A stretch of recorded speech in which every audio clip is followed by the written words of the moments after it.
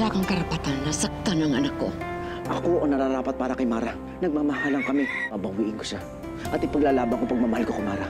Walang makakapigil sa akin. Anong ginagawa mo dito? Mara, mahal pa rin kita. Alam ko ako pa rin na nasa puso mo. Oo, mahal pa rin kita. Mara, sumama ka na lang sa akin. Baka layo-layo tayo dito sa rancho. Si Mara. Nasa rancho. Sigurado ba kayo na wala na ibang pinagkakabalahan si Mara? Emilio, buntis ako. Magiging tatay na ako. Susundin kita. Oo, Emilio, sasama ako sa'yo. May bisita ba tayo? Daddy! Kamusta ka na? Kamusta? Mara? Senyora. Bakit ganyan ka makatingin sa akin? Parang hindi ka natutuwang nandito ako. Hindi. Nagulat lang ako kasi hindi ko alam na darating ka ngayon. Eh, kasi gusto kanyang sorpresahin. Masurpresa ka ba? Oo. Ano? Sit down here.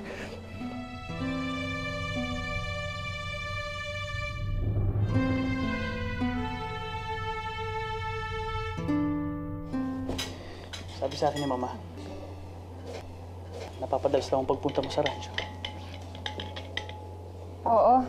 Wala kasi ako magawa dito eh. Tsaka at least doon, meron akong pagkakabalahan. Yun lang ba ang dahilan? Yun lang. Wala nang iba. Mabuti kaya kumain na tayo, no? Naku, baka lumamig ang ating pagkain. Sige na, baka lumamig eh. Kain na kayo. Totoo na ba talaga to? Oo, boy. Alis na kami ni Mara. Boy, maraming salamat sa lahat, ha? Sa lahat ng tulong mo sa amin. Sus, wala yun. Basta, Buboy, wala dapat makakalam na sa inyo ako tumutuloy, ha? Mahirap na baka ikaw ang pag-initan, eh. Nagbabalak na rin ako lumipat sa kabilang bayan eh. Para makasama yung pinsan ko. Pero teka, saan napunta mo? Bahala na. Basta malayo dito. Lalo na ngayon na magkakaanak na kami ni Mara. Delikado talaga kapag nalaman ni Sir Roman yun. Milo, sagwa kasi ng timing mo eh. Bakit? Hindi mo ba alam? Ngayon ang dating ni Sir Roman.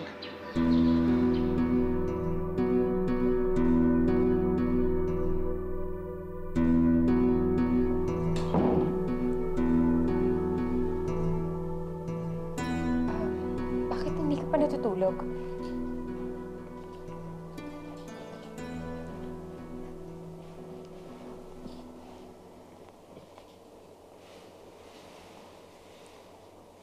Bakit mo ba gusto patulogin? Eh, kasi alam ko pagod ka. Galing ka pa sa biyahe.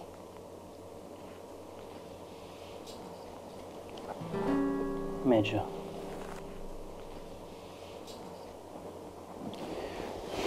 Baka naman ikaw yung pagod. Meron kasi akong gustong gawin kaysa sa matulog. Miss na kasi kita eh.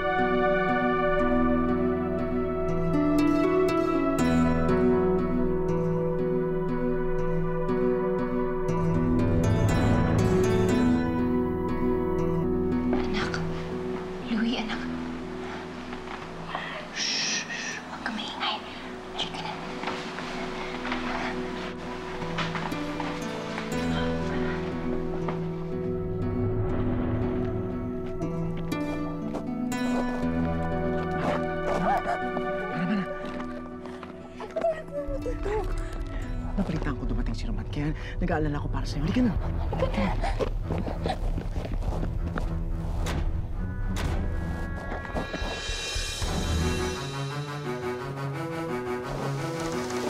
Sabi ko na nga ba?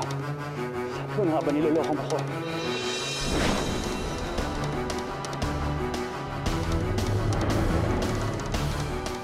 Sabi ko na nga, hindi lang baboy at manok ang pinagkakabala mo sa rancho. Malandi kang babae ka. Pabayaan mo na kami ni Emilio.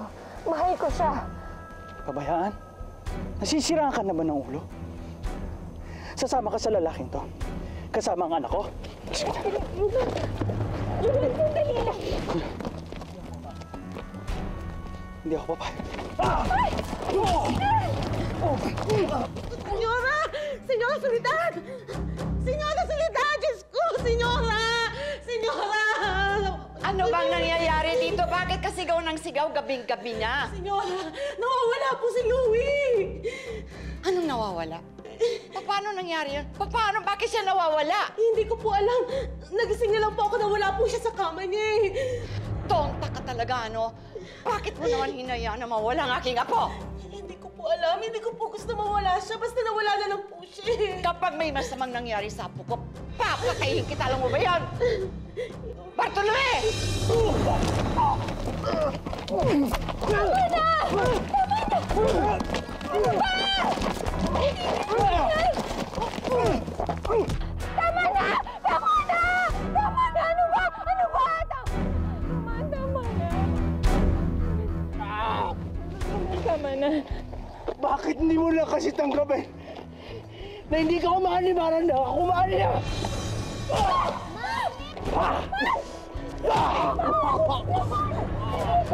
Ano ba? Tama na! Tama na! Ako!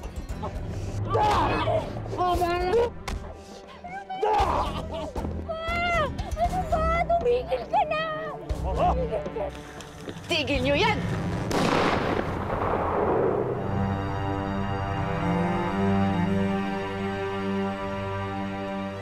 Ano ba nangyayari dito, ha? Yaya, kunin mo si Louie. Bilisan mo! Dalhin mo yan sa loob. Pasok mo sa taas. Dali!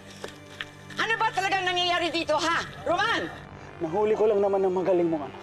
Natatakas kasama ang lalaki niya. Mara, paano mo ba nagawa ito? Mama, si Emilio ang mahal ko mula noon pa hanggang ngayon. Bakit hindi niyo na lang kami pabayaan? Ayop ka, Mara. Minahal kita. Hindi ko papayag na maging masaya kayo. Roman, tama na! Roman, tama na! Roman, tama na! Ito ba? Mahal mo? Sige. Pagbibigyan kita. Labanan mo ko. Para sa puso ni Mara. Labanan mo ko sa isang duelo. Kung sinong mananalo sa atin. Sa kanya si Mara. Mama, pigilan mo sila, Mama. Parang awa niyo na pigilan niyo naman sila. Ben! Ben! Bigyan mo ng baril to.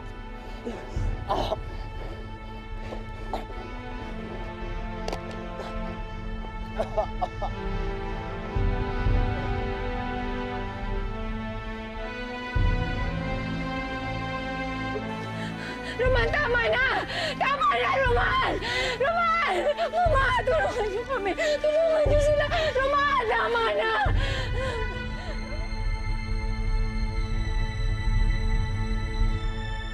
Sa bilang ng 5. Isa.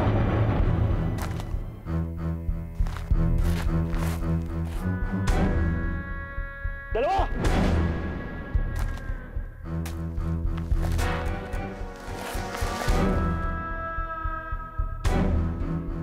Tatlo!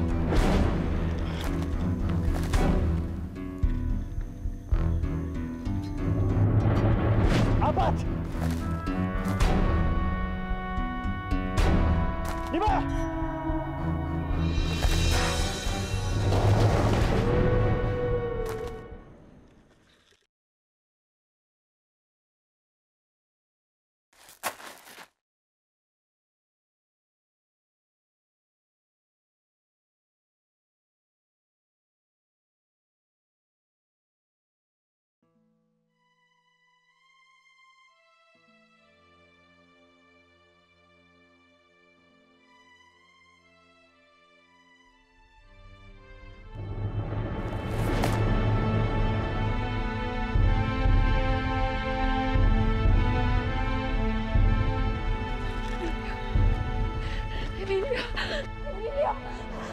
Emilio!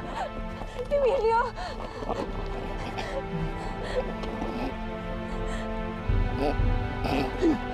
Mga walang iya kayo! Walang kalaban naman yung tao! Emilio! Emilio!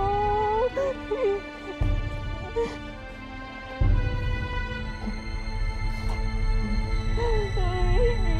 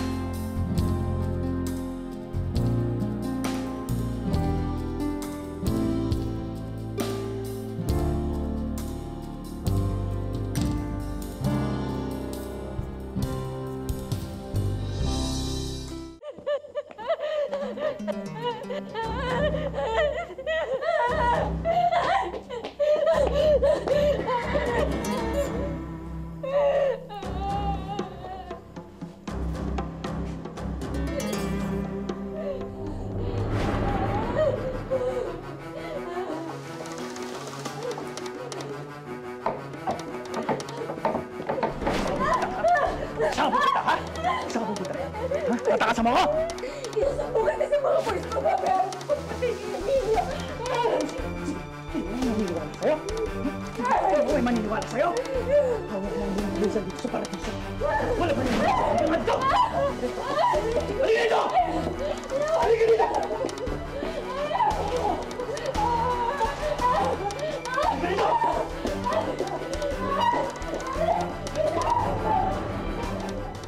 Patrin, Po, nakabalik na ba si Mara? hindi pa po, senyora.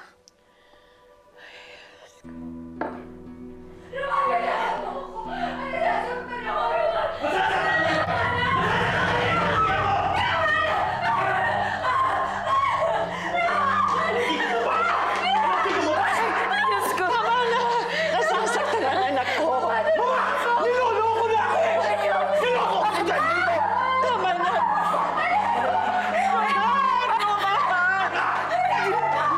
Diyos ko!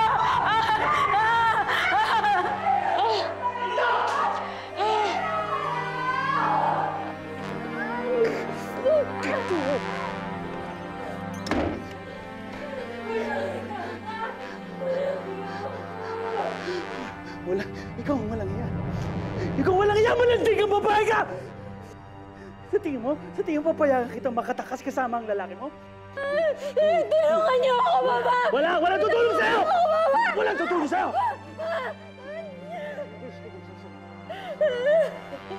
Sa akin ka lang, Mara. Sa akin ka lang! Naiintindihan mo ba? Naiintindihan mo? Sigot!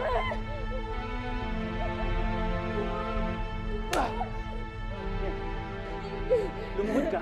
Tumingin ka na tayo. Lord! Lord!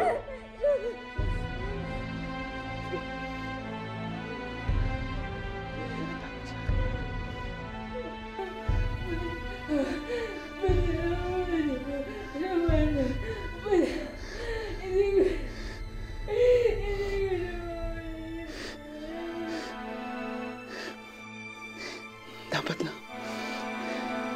Dahil sa susunod na mangyari ito, hindi lang yan ang aabutin mo. Naiintindihan mo? Hindi lang yan ang aabutin mo.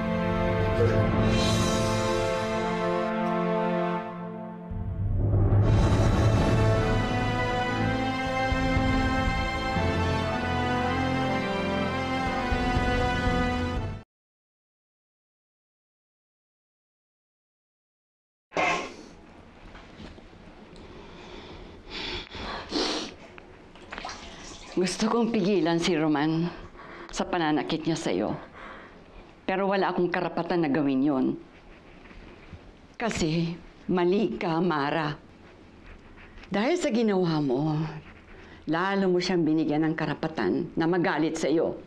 At lalo mong pinaliit ang sarili mo sa mga mata niya. Tigilan mo na kasi ang pakikipaglaban sa kanya. Wala ka nang magagawa. Wala na si Emilio.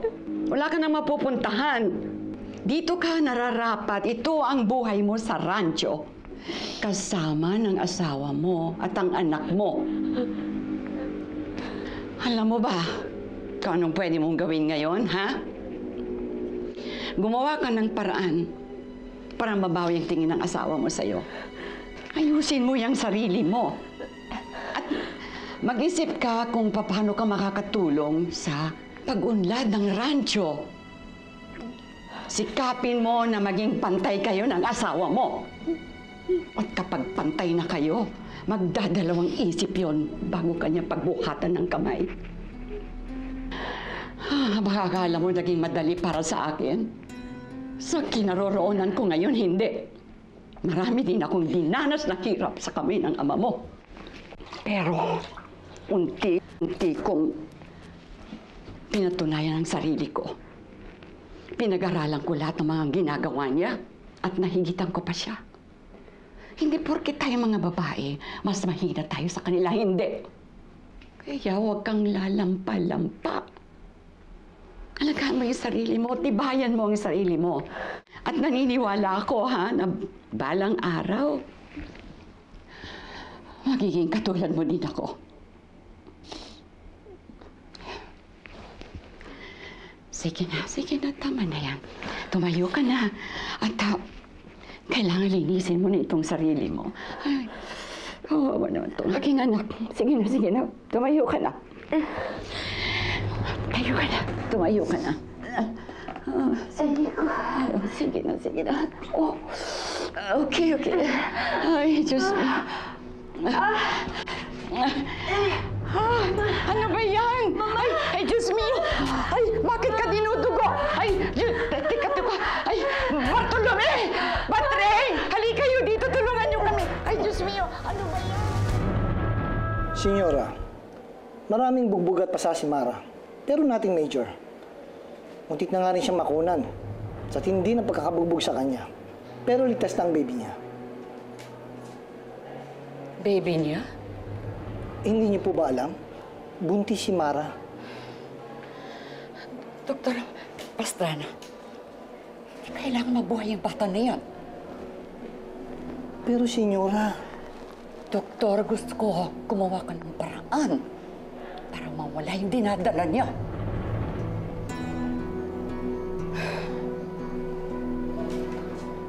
Papahanda ko po ang lahat. Mara? Si Mara? Senyorito, dinala ni Senyora sa ospital. Patring, maghanda ka ng mga gamit ni Mara, utos ni Senyora. O, sige.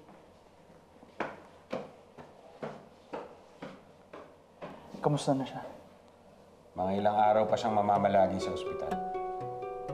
O nga pala, Bartolome. Saan niyo dinala ang katawan? Huwag mo nang alalahanin yun. Inayos ko na.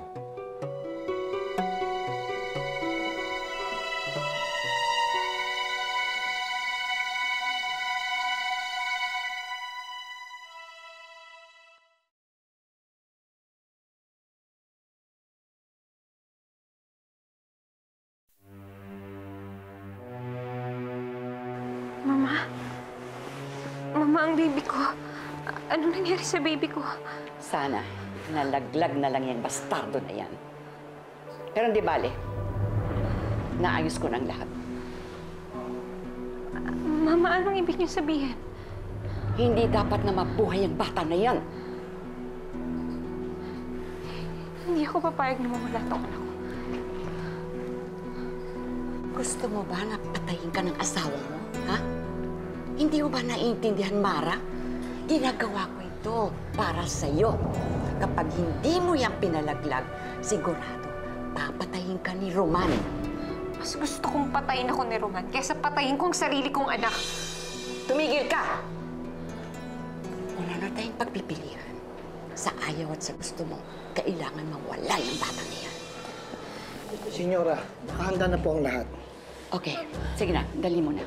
Padala mo na. Mama, huwag niyo naman gawin sa akin to. Huwag niyo papatayin ang anak ko. Huwag niyo maalisan yung anak ko. Bitawan niyo ako! Bitawan niyo ako! Ano ba? Bitawan niyo ako! Mama, hindi naman ipalaglag yung anak ko, Mama! Mama, Mama, hindi na! Mama!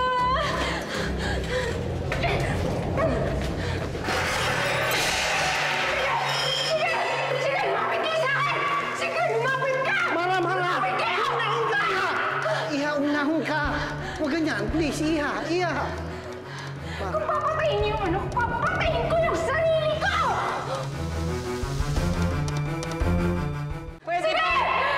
Pwede ba iwanan niyo muna kami? Please lang. Walang ibang papasukin dito kundi kaming dalawa lang, Doktor. Pwede po ba? Opo, senyora. Salamat. Sige na, sige na. Mara, bigay mo sa akin yan. Okay na? Mama, parang awa niyo na. Huwag niyo pong ipapalaglag tong anak ko. Sinabi ko naman sa iyo eh, hindi siya pwedeng mabuhay. Paano si Roman? Sigurado malalaman niya na hindi naman siya totoo na ama niyang dinadala mo. Kung gusto niyo po, ipaampun na lang natin siya. Hindi ko po siya kikilalaning tunay na anak. Kakalimutan ko na siya. Bigyan lang natin siya ng pagkakataong mabuhay. Bigyan na natin siya pagkakataong ipanganak ko, Mama. Pagkatapos nun, sige, gagawin ko lahat ng gusto niyo. Wala kayong ibang maririnig sa akin. Huwag niyo lang siyang ipalaglag. Parang awa niyo na po, Mama. Pero paano nga si Roman? Hindi niya dapat malaman ang tungkol sa pagdadalang tao mo. Akin na yan. Mara. Akin na.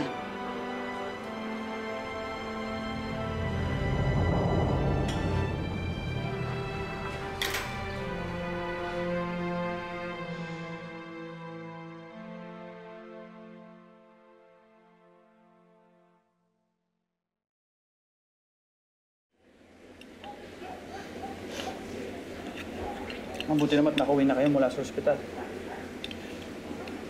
Maayos mo ba ang pakiramdam mo, Mara? Siya nga pala, Mama. Nakausap ko si Atty. Serafin. Nakalabas na daw yung truck natin. Talaga? Mabuti naman kung gano'n. Dapat pala tawagan ko si Go para makapagpasalamat naman. Sigurado maayos ang pakiramdam mo, Mara? Alos hindi mo na ginagaling pagkain mo. Medyo masama lang yung tiyan ko. Ay, oo nga pala, Roman. Naisip ko na paaralin si Mara ng Farm and Ranch Management course sa Australia. Bigla-bigla naman yata ang desisyon niyo, Mama. Actually, matagal ko nang pinag-isipan to eh. Gusto ko kasi na matuto si Mara ng tamang pamamahala sa rancho. Alam mo naman, di na ako bumabata. At gusto ko naman sana sa'yo na mas makapag-concentrate ka sa iba nating mga negosyo dito.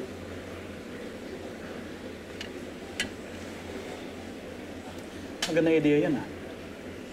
Mas makakaluwag sa akin kung makakatulong si Mara sa pamamahala ng rancho. Meron din pala silang mga certificate courses na less than a year. Tagal din na panahon yun, Mama. Paano si Louie? Oh, huwag kang mag-alala. Kami nang bahala. Kayang-kaya namin alagaan si Louie. Ano ba ang gusto mo, Mara?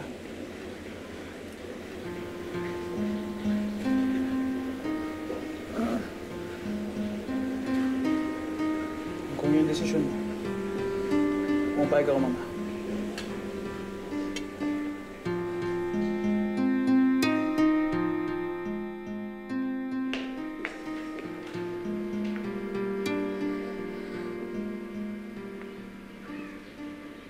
Saan niyo dinala ang bangkay ni Emilio?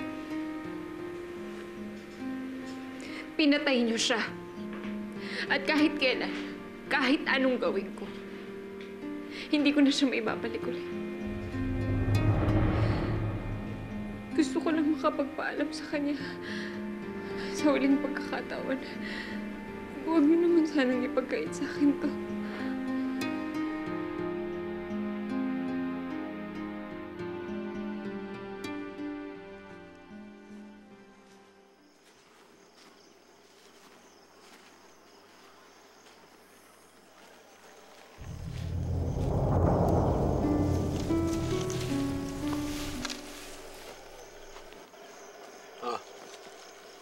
Ayan.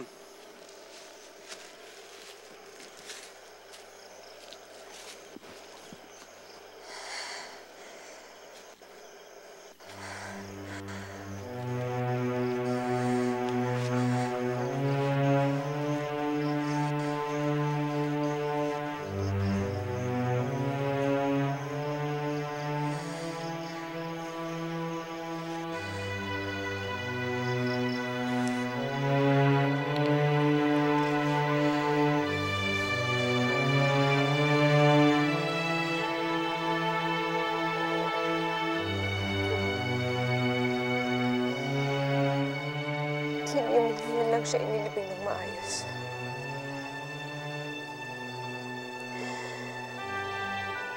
Emilio, patawarin mo ako.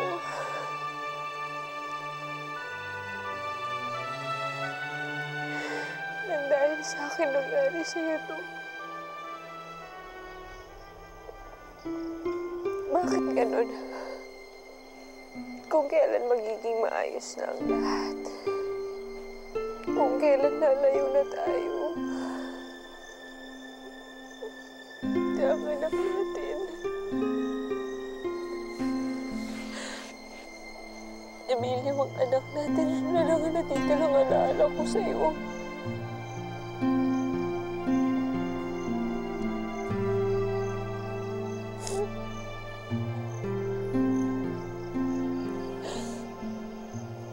Pero pangako ko sa'yo.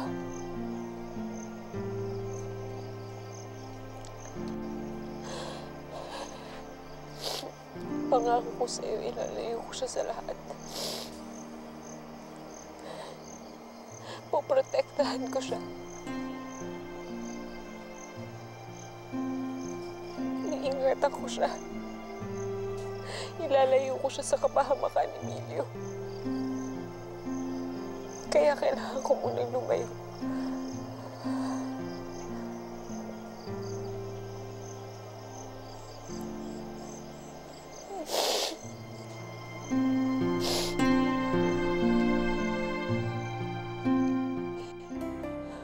Mara, pagkapanganak mo, dapat wala na yung bata na yan. Naiintindihan mo?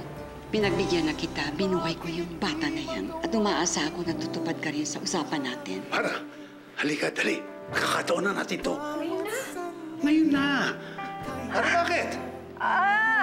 Ano nangyayari? Nilalabas Sandali lang, iya. Sige, iri mo! Ito na, Mara. Ay, wala akong naririnig. Mara, patay ang bata. Hindi pa tayo ang anak ko, Tay. May surprise ako hinahanda para kay Lailani. Sa wakas, magtatapat na rin ang aking apo, ha? Hindi po, Lo.